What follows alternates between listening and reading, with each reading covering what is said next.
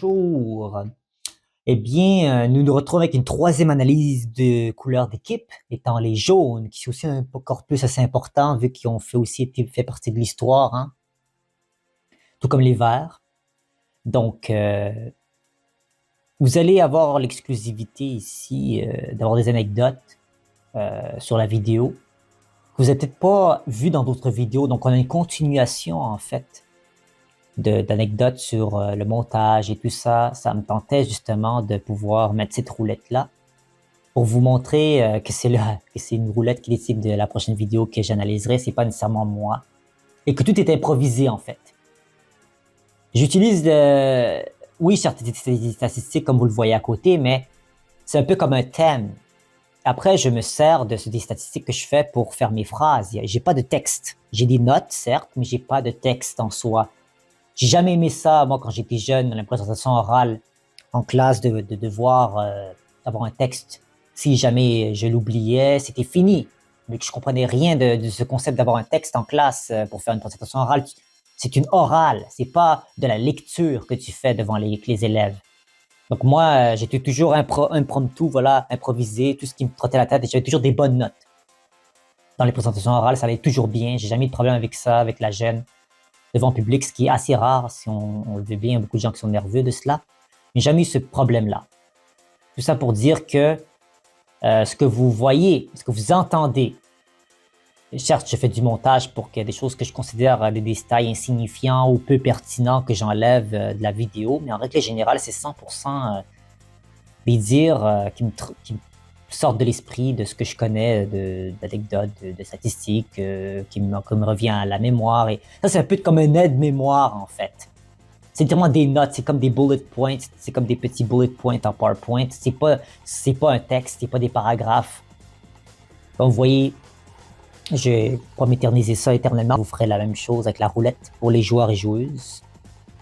Que je vais vous donner qui sera le prochain joueur que j'analyserai. Je n'en dis pas plus, vous avez déjà un indice sur son sexe. Donc voilà, sans plus attendre, allons voir ce qui se passe du côté des jaunes. Les jaunes ont gagné 6 coupes charades. Qui, là, c'est un peu leur faiblesse, en fait. En termes de coupe charade, ils sont vraiment à côté des rouges, là. Les oranges et les bleus ont une coupe de charade de plus qu'eux, puis les verts que j'ai analysé, c'est les champions détenteurs, 10 coupes. Donc, il y a 15% du temps seulement qui gagnent une coupe charade. Mais, les jaunes ont un palmarès intéressant. Les jaunes ont gagné leur première coupe charade en 89, avec Marcel Sabourin, 10 ans après que la saison de la Lignée a commencé. Donc, ça leur a pris 10 ans avant de s'inscrire leur nom dans la coupe. Et ils étaient champions de saison cette année-là, comme vous voyez. Premier au classement et une coupe charade. 90, premier au classement et coupe charade. Boum! Marcel Sabourin les a mis sur la map, les a mis sur la carte. Et ça leur a permis d'aller de l'avant. Il y a gagné 2 coupes consécutives aussi, ce qui était rare de faire. Mais Marcel Sabourin a permis de faire cela. Par la suite, on se dirige vers le deuxième coach que les jaunes ont eu. Il s'agit de Benoît Chartier. En 2007, leur troisième coupe charade aux jaunes. Benoît Chartier vient leur donner une première coupe. Et ça se poursuit en 2008. Encore consécutif. Ils n'étaient peut-être pas les premiers au classement cette fois-ci avec Benoît Chartier, mais ils ont gagné la coupe. Ils ont eu l'idée de pouvoir faire en sorte de donner... Benoît Chartier, c'est un visionnaire. Il s'y connaît très bien en statistiques, il s'y connaît beaucoup plus que moi, il s'y connaît aussi en statistiques de hockey et tout ça. C'est une personne extraordinaire, Benoît Chartier. Il a coaché les Oranges récemment, il leur a fait gagner une coupe. Mais vraiment, quand il a cédé sa place, Benoît Chartier, quand il a cédé sa place, excusez-moi de cela, quand il a cédé sa place à l'équipe, il a donné à une personne sur qui il savait qu'elle allait reprendre les rênes. Et cette personne, il s'agit bien sûr de Delphine Bienvenue. Delphine Bienvenue qui a gagné une coupe avec les Bleus en remplacement de Christian Laurence, qui coach maintenant les Jaunes. Il ne faut pas oublier que les Jaunes ont gagné une coupe ici en 2013, encore une dernière coupe pour Benoît Chartier. Donc Benoît Chartier a gagné 3 coupes C'est le coach qui a gagné le plus de coupes charades pour l'équipe des jaunes, qui a le plus d'autobus jaunes qui sont rentrés avec lui. Donc 2007, 2008 et 2013. Marcel Sabourin avec les 2 coupes que je vous ai dit dans les années 80 et début des années 90. Et une seule année, à chaque fois les jaunes font les séries. Ça, je l'ai dit. En 2016, c'est la première année dans laquelle les jaunes ont été éliminés, ils n'ont pas fait les séries. Mais là, Benoît Chartier s'est repris, hein, comme on voit ici, boum. Les jaunes, premier au classement, Benoît Chartier n'a pas perdu de temps, on va régler le problème, on va voir où étaient nos faiblesses et rectifier cela. C'était la dernière saison en tant que coach des jaunes, Benoît Chartier, avant de céder sa place à ma chère Delphine Bienvenue, qui en 2019 a gagné sa première coupe avec les jaunes. Ça n'a pas pris de temps, ça leur a pris à peu près 2 ans pour les jaunes de pouvoir se parfaire et d'avoir gagné leur première coupe charade pour Pascal Renebert, Suzy Bouchard, Patrick Huard. Première coupe à chacun. Leu Courchaine, sa deuxième coupe, parce qu'elle avait gagné une avec les Bleus avant. Donc les jaunes, poursuivons les petites statistiques intéressantes, puis on va aller avec les anecdotes aussi. C'est une de leurs faiblesses encore aux jaunes, c'est qu'ils n'ont pas été champions de saison depuis longtemps. Benoît Chartier, justement, comme je vous l'ai dit tantôt, c'est 2017, ça remonte à 7 ans à peu près la dernière fois dans laquelle ils étaient champions de saison. Donc, même si Delphine Bienvenue fait un bon travail, elle leur a fait gagner une coupe, puis ils font chaque année les séries, ils sont chaque année dans la demi-finale, les jaunes. Si tu vois une équipe des jaunes, habituellement, l'aliment des joueurs et des joueuses est très, très intéressant, très flamboyant, rempli d'émotions, de jouvence. Et ça a beaucoup de jeunesse, l'équipe des jaunes, je trouve. Beaucoup d'années, il y a eu l'équipe des jaunes qui a, comment dire, il y a beaucoup de personnes, de vétérans qui étaient dans l'équipe. Il y avait des Réal Bossé, des Sophie Caron, des Luxonné, ainsi que toutes sortes d'autres personnes qui font de Sylvie Legault, qui faisait de l'improvisation depuis très longtemps. Et là, on a essayé de rejuvéner l'équipe. Ça donnait une certaine énergie qui permet à l'équipe des jaunes de se hisser tout le temps dans le top 4. Donc, c'est pas grave. J'ai payé une bienvenue. Une coupe. Elle a été coach depuis 2018, officiellement dans les jaunes. Donc, ça fait 6 ans à peu près qu'elle est coach. Puis elle gagne une coupe quand même. Puis ils ont failli être premiers au classement la saison dernière. Ils se sont juste un peu laissés aller à la fin de la saison et les Verts ont pris le dessus en 2024. Donc, vous voyez, Benoît Chartier a gagné 3 coupes. Pour les jaunes, Marcel Sabourin avec 2 coupes, ainsi que Delphine Bienvenue, une coupe avec les jaunes. Voilà. Maintenant, on va vérifier au niveau des joueurs et des joueuses qui font partie des jaunes. Et oui, on l'a fait avec les verts, on va le faire avec les jaunes, on va le faire rapidement. Inquiétez-vous pas. Ça va aller très, très, très vite. On va commencer ça assez rapidement avec Sylvie Legault, qui a gagné 2 coupes avec les jaunes. On a eu Marcel Leboeuf qui a gagné 2 coupes avec les jaunes. On a eu une coupe charade avec les jaunes que Patrice Lécuyer a gagné. Même chose avec Gaston Lepage, une coupe avec les jaunes. On a également Sylvie Potvin qui a gagné une coupe charade avec les jaunes. Marie Michaud, une coupe avec les jaunes. Et Louis-Georges Girard également. Vous me corrigerez si les statistiques ne sont pas à la perfection. J'y vais à l'œil.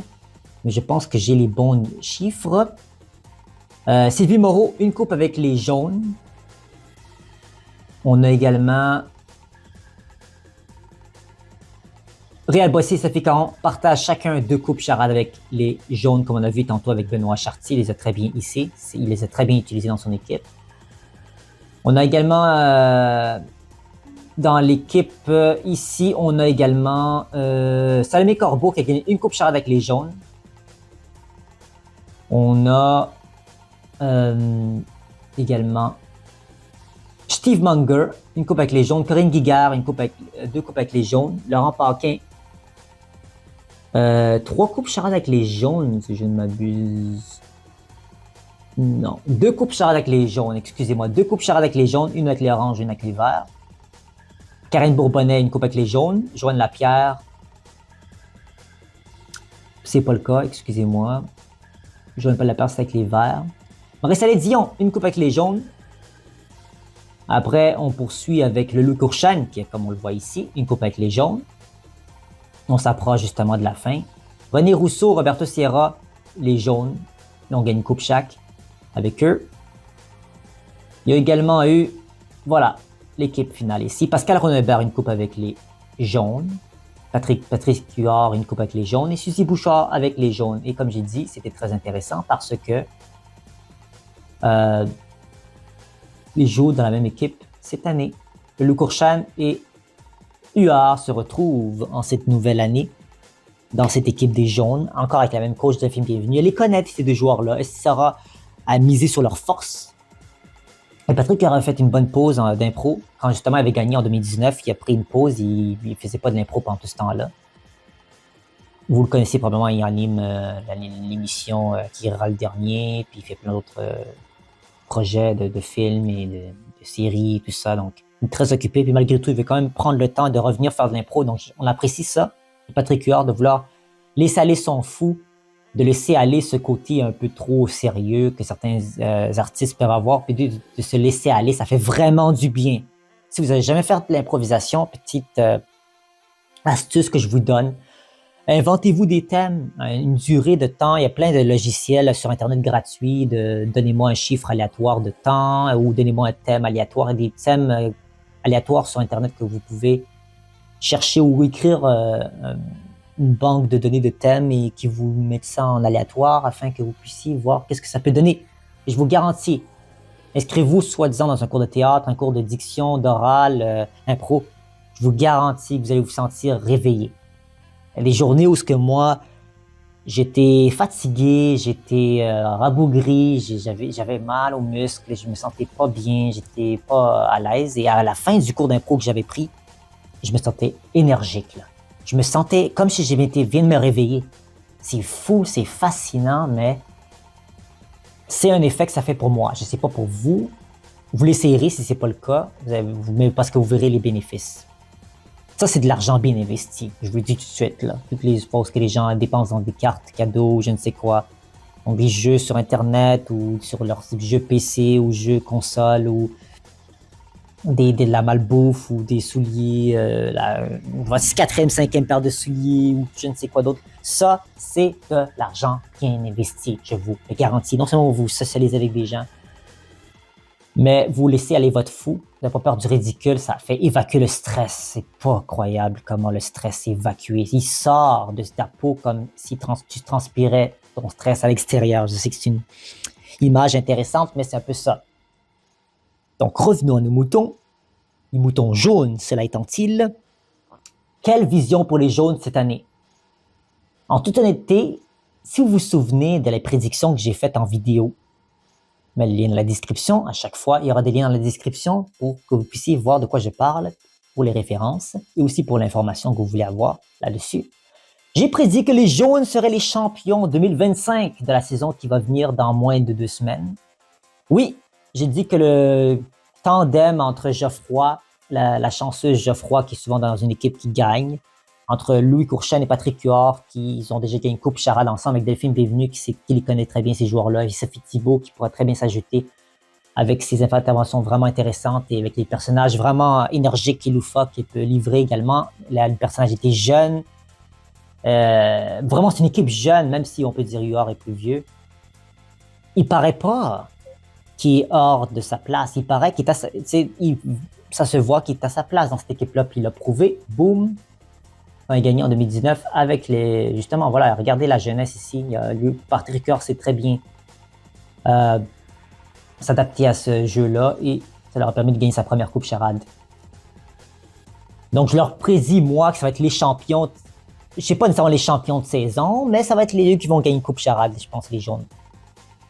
Il y a toutes les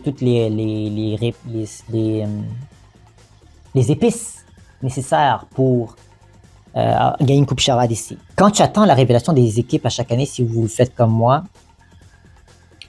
les jaunes sont une des équipes dans laquelle c'est toujours le plus d'excitation qui vient pour eux parce que c'est toujours quelque chose de bien. Delphine Bienvenue a choisi bien ses joueurs et ses joueuses dans son équipe. Je suis rarement déçu. Elle avait Fabiola Aladin l'année dernière. aux côtés de Courchane. Il était vraiment bon. Il avait commencé une saison super forte. Les jaunes et tout, ils gagnaient tout le temps. Les impros étaient imbattables et tout. Même battu les verts, les favoris qui ont fini par gagner la coupe après. Donc les jaunes, c'est pas une équipe à sous-estimer. C'est pas une équipe qui va se laisser faire. C'est une équipe qui fait les séries à chaque année. Bienvenue, elle fait la série à chaque année avec eux. Donc, je pense que c'est quelque chose qui va continuer. Hein. Quand on regarde cet alignement de joueurs et joueuses-là en 2025, on va se dire que s'ils se sont pas fait les séries, il y a vraiment quelque chose qui va pas. Vraiment, là. S'ils ne réussissent pas à faire les séries, soit que les autres équipes sont juste meilleures ou plus préparées que les jaunes, ou quelque chose qui va pas.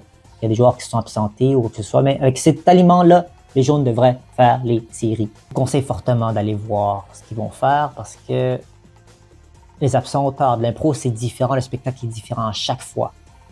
À chaque fois. Vous allez voir quelque chose de nouveau que vous n'aurez jamais vu ailleurs. Je sais que je parle comme si je suis allé à chaque fois moi aussi, mais non, c'est vrai, je suis pas allé à chaque fois, surtout que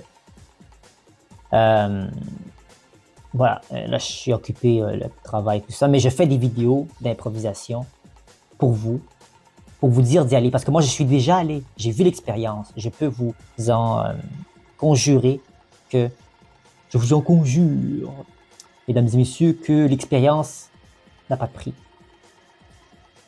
Honnêtement, ça vaut le coup. Donc voilà ce que j'ai à dire pour les jaunes. Une équipe que j'attends avec impatience de vous voir à l'œuvre jouer, de voir ce qu'ils ont dans le ventre. Et éventuellement, si vous êtes intéressé, je pourrais faire une petite rétrospective de saison, fin de saison, à la fin de la saison, d'après ce que je sais comme information. Je ne serai pas à tous les matchs, malheureusement, mais avec les informations que j'ai sur les réseaux sociaux, je pourrais peut-être faire mon idée sur ce qui peut fonctionner ou ne pas fonctionner. Donc, on se retrouve très bientôt pour une prochaine analyse d'équipe de couleurs.